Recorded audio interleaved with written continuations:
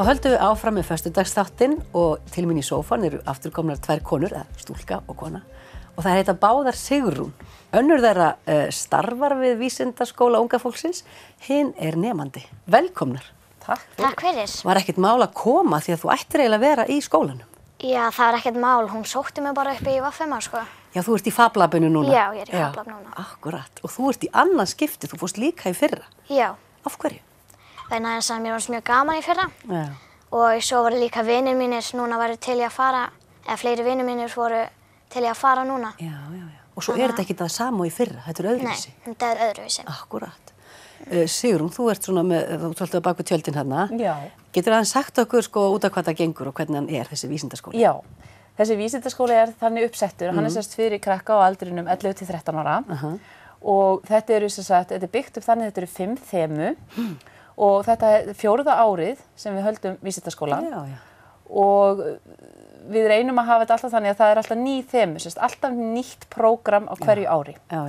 Og skólinn, við leggjum þetta upp þannig að þetta sé í rauninni svolítið endurspegla það námsúrval sem er í Háskólanum á Akureyri, allavega miklu leyti. Og þannig að þetta tengist öllum sviðum háskólans.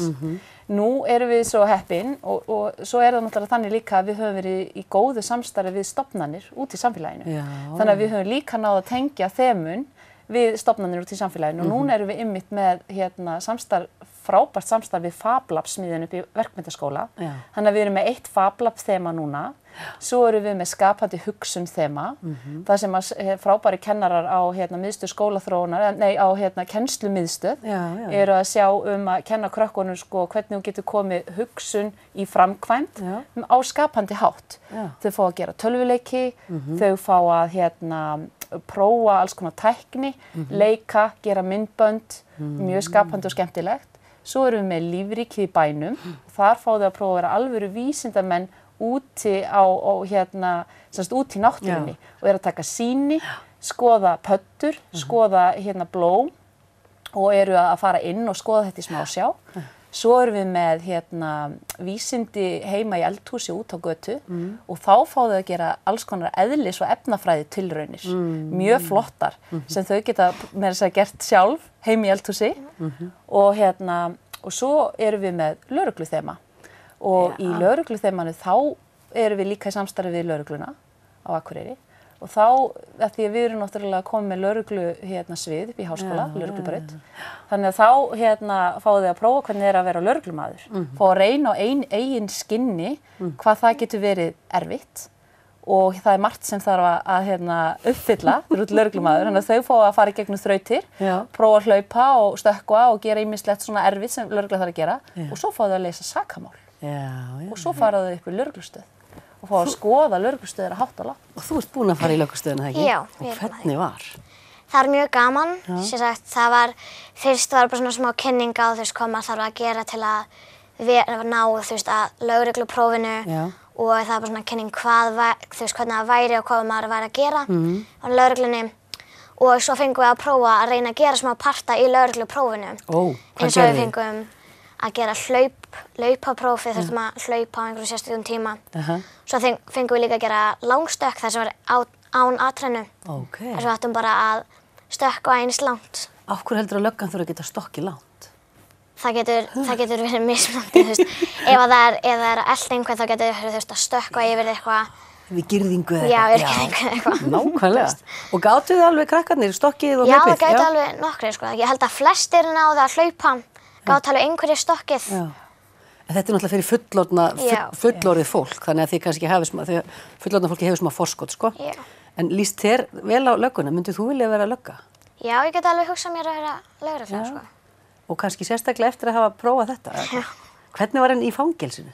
Eða fóruð ekkert inn í fangelsi, fóruð bara á löggastöðina? Það voru fangaklefar, og það var mjög svona tómt að nenni. Já, því það voru kannski ekki fanga? Það var bara ekkert nema bara svona rúm eða svona dýna einhvern veginn. Fenguð að prófa að fara inn í klefana? Já. Fengum að prófa. Og eru bara svona rimlar, eins og í andars klefana? Nei, það eru ekki rimlar. Það er ekki rimlar, nei. En af þessu sem þú ert búin að prófa núna, í dag ert í Fab-labinu, það ekki? Það er síðasta stöðin þín, svo er útskrift. Hvað finnst þér svona hafa verið skemmtilegast?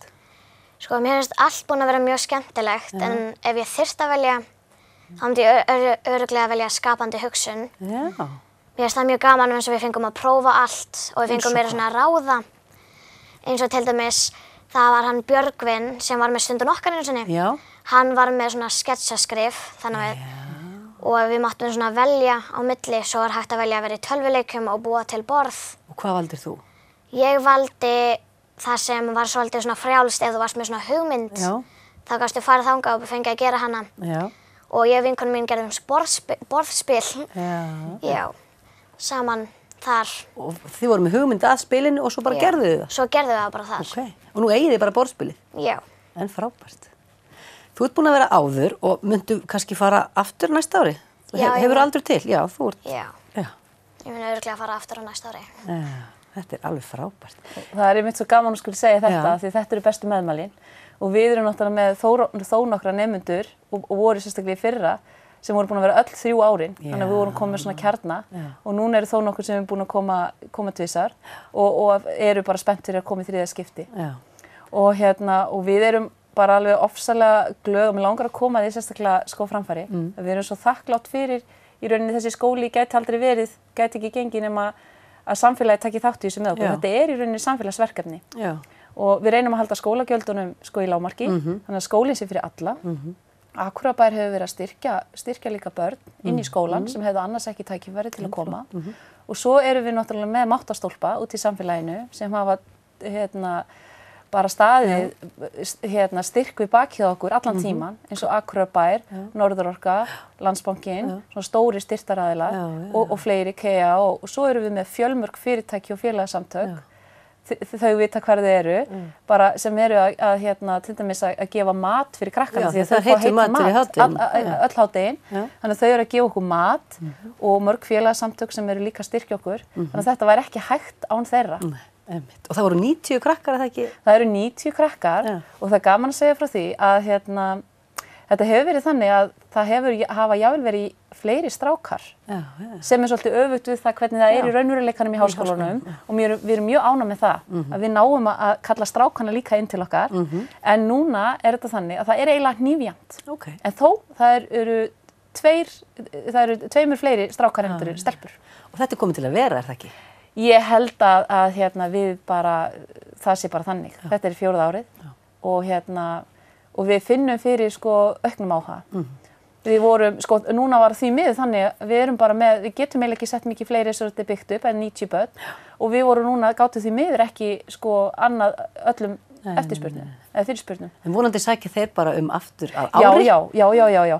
Og nú er tíminn hlaupinn frá okkur því miður. Það var frábært að fá okkur. Er eitthvað að lokum sem þið viljið bæta við?